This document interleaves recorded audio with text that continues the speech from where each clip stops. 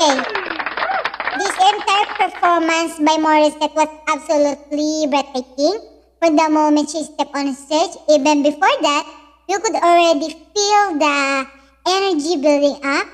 Her voice was so clear, powerful, and full of emotion. Every note, especially in these dreams, gave me chills. I truly believe that song was made for her.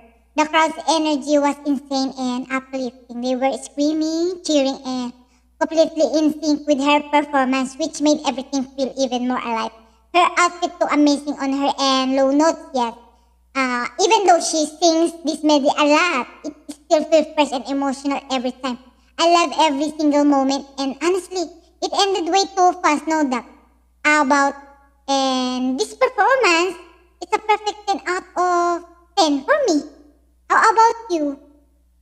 Me. I was surprised by Morissette. Why?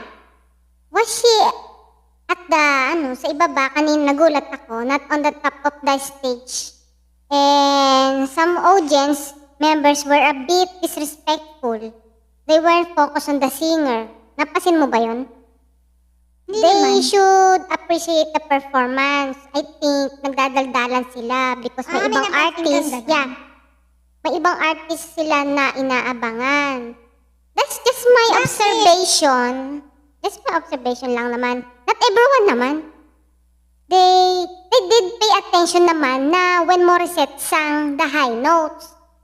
What can I say about Morissette's voice? Yeah. From then until now, it's still beautiful, unchanged. Her voice has a unique quality. It's so powerful. And it's not just a medley. This is a song that not all singers can perform. That's why I'm so impressed kay Morissette. She sang it live without backing vocals. She also interacted with the audience.